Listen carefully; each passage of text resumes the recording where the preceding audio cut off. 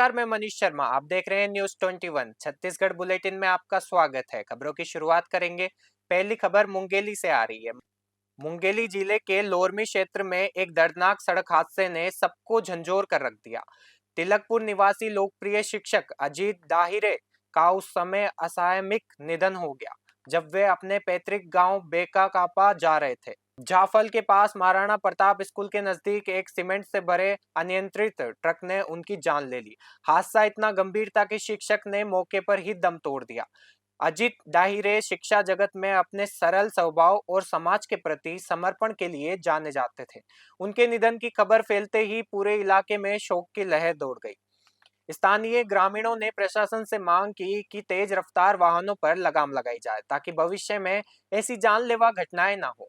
मुंगेली से देव प्रसाद बंजारा की रिपोर्ट। खबर आ रही है दंतेवाड़ा जिले से। दंतेवाड़ा जिले के किरंदुल बचेली क्षेत्र में एनएमडीसी की खदानों के खिलाफ स्थानीय युवाओं का गुस्सा फूट पड़ा है। युवाओं ने भांसी खदान क्रमांक 4, किरंदुल खदान क्रमांक 13 को फर्जी ग्राम सभा और दस्तावेजों के आधार पर शुरू करने का गंभीर आरोप लगाया है। सीएमडी के 2 दिवसीय प्रवास के दौरान युवाओं ने जमकर विरोध प्रदर्शन किया और मुलाकात न होने पर बचेली में सीएमडी का पुतला दहन किया। भारी दबाव के बाद तीसरे दिन युवाओं की मुलाकात सीएमडी से हुई, जहां उन्होंने खदानों को तत्काल निरस्त करने की मांग की। युवाओं का कहना है कि इन खदानों से पर्यावरण और जंगल को भारी नुकसान होगा। वहीं अधिकारी इन आरोपों पर चुप्पी साधे हैं। दंतेवाड़ा से डीएम सोनी की रिपोर्ट। नमस्कार साथियों। तो जैसा कि आप लोगों ने देखा कि 2 दिन की जद्दोजहद के बाद अंततः आज हमें सीएमडी साहब से मिलवाने का समय दिया गया बचेली एनएमडीसी प्रबंधन द्वारा, जिसमें सबसे पहले और मेन हमारा जो मुद्दा यही था कि खदान क्रमांक 13 और खदान क्रमांक 4 को तत्काल प्रभाव से बंद किया जाए। और मुझे दुख इस बात का है कि इस संवेदनशील मुद्दे को यहाँ के जितने भी जनप्रतिनिधि हैं उनके आने पर किसी ने इस मुद्दे को उठाया नहीं। हम लोगों ने इसका विरोध किया और यहाँ के जनता के हित के लिए, पर्यावरण सुरक्षा के लिए, हमारी संस्कृति, जल जंगल जमीन बचाने के लिए हम लोगों ने इस मुद्दे को रखा है।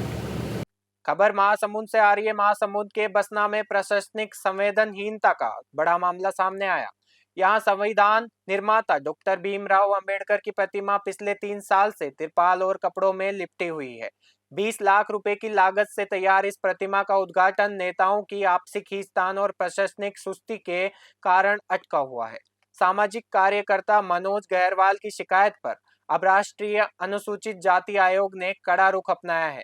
आयोग ने कलेक्टर को नोटिस जारी कर अल्टीमेटम थमाया है और कहा है कि स्थानीय लोगों का आरोप ये है कि क्रेडिट की राजनीति के चलते महापुरुष का अपमान किया जा रहा है, जिस पर अब दिल्ली से हंटर चला है। महासमुंद से पूनम मानिकपुरी की रिपोर्ट।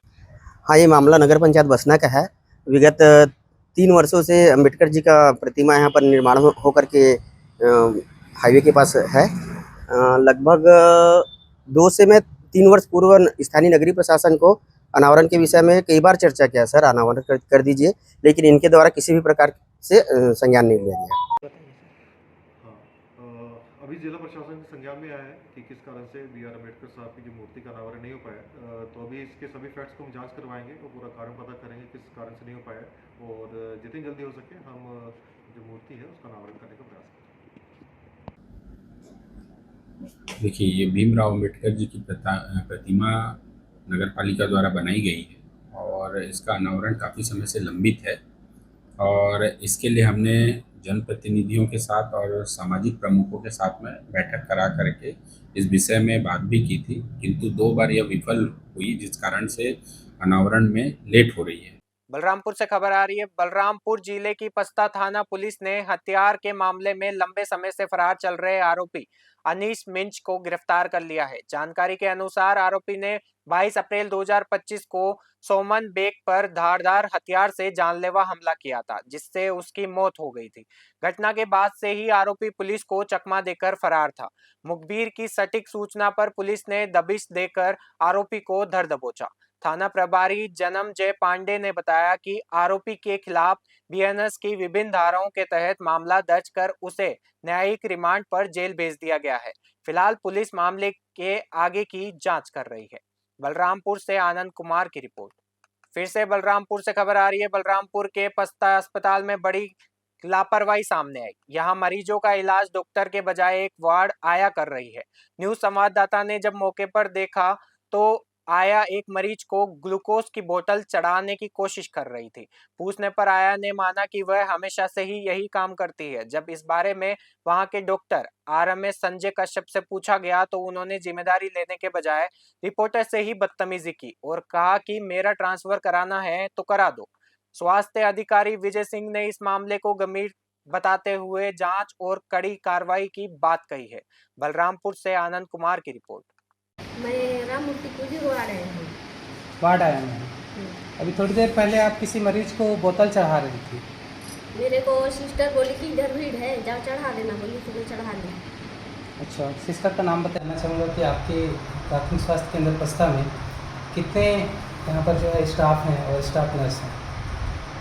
वैसे क्या है, नर्सिंग स्टाफ में 4 हैं अलग अलग कैडर के, है ना। SL 2 हैं, एक NO है। बतौली से खबर आ रही है। सरगुजा जिले के बतौली में स्वामी आत्मानंद स्कूल के एक शिक्षक की हरकत ने शिक्षा जगत को शर्मसार कर दिया है। यहाँ हिंदी के लेक्चरर सुरेश जायसवाल रात के अंधेरे में एक युवती के साथ जंगल में अपनी कार के अंदर पकड़े गए। मौके पर मौजूद ग्रामीणों ने उनका वीडियो बनाकर सोशल मीडिया पर वायरल कर दिया। वीडियो में ग्रामीण शिक्षक से सवाल करते दिख रहे हैं, लेकिन शिक्षक चुप्पी साधे रहा। इस घटना से स्थानीय लोगों में भारी आक्रोश है और वे शिक्षक को तुरंत हटाने की मांग कर रहे हैं। जिला शिक्षा अधिकारी दिनेश कुमार झा ने इस मामले की गंभीरता को देखते हुए जांच और कड़ी कार्रवाई का आश्वासन दिया है। बतौली से विनोद गुप्ता की रिपोर्ट। रायपुर से खबर आ रही है। राजधानी रायपुर में अपराधियों पर नकेल कसने के लिए पुलिस ने मिडनाइट कॉम्बिंग ऑपरेशन चलाया। 22 और 23 अप्रैल की दरमियानी रात चली इस बड़ी कार्रवाई में पुलिस ने 20 वारंटियों को गिरफ्तार किया और 32 संदिग्धों पर प्रतिबंधात्मक एक्शन लिया। अभियान के दौरान करीब 70 हिस्ट्री शीटरों और 85 पुराने बदमाशों के घर की तलाशी ली गई। पुलिस ने इस दौरान आर्म एक्ट और NDPS एक्ट के तहत भी मामला दर्ज किया है। अचानक हुई सघन चेकिंग से बदमाशों में हड़कंप मच गया है। पुलिस का कहना है कि शहर में सुरक्षा व्यवस्था को और मजबूत करने के ऐसे अभियान आगे भी जारी रहेंगे। रायपुर से राहुल सेन की रिपोर्ट। मंगोली जिले के ग्राम पंचायत परदेसी कापा में भव्य रामलीला का आयोजन किया गया, जिसमें प्रदेश के उप मुख्यमंत्री अरुण साव मुख्य अतिथि के रूप में मौजूद रहे। डिप्टी CM ने भगवान श्री कृष्ण और राधा रानी की विधिवत पूजा अर्चना की और छत्तीसगढ़ की सुख समृद्धि के लिए प्रार्थना की। इस दौरान उन्होंने कहा कि ऐसे सांस्कृतिक आयोजन हमारी परंपराओं को जीवित रखते हैं। रिपीट। कार्यक्रम में जिला पंचायत सभापति रत्ना काटले, सरपंच भगवती, सुभाष खांडे और पूर्व सरपंच रहनी अरुण खरे सहित बड़ी संख्या में जनप्रतिनिधि और ग्रामीण मौजूद रहे। कलाकारों की मनमोहक प्रस्तुतियों ने दर्शकों को मंत्रमुग्ध कर दिया और पूरे क्षेत्र में भक्तिमय माहौल बना रहा। मुंगेली से देव प्रसाद बंजारा की रिपोर्ट। आज परदेसी कापा में रहस लीला के आयोजन में शामिल होने का अवसर मिला है। हमारे छत्तीसगढ़ की परंपरा और संस्कृति में पहले लगातार हर गांव में रास लीला का मंचन होता था। राधा कृष्ण की लीलाएं इसके माध्यम से, संगीत और नृत्य के माध्यम से प्रस्तुत होता है। हमारे ग्राम परदेसी कापा में रासलीला का कार्यक्रम चल रहा है, जिसमें मुख्य अतिथि के रूप में माननीय श्री अरुण साव जी उप मुख्यमंत्री उपस्थित रहे, जो रासलीला कार्यक्रम के बारे में कोई विशेष तौर बताए। छत्तीसगढ़ बुलेटिन में फिलहाल के लिए इतना ही। बने रहिए हमारे साथ और देखते रहिए News 21। नमस्कार।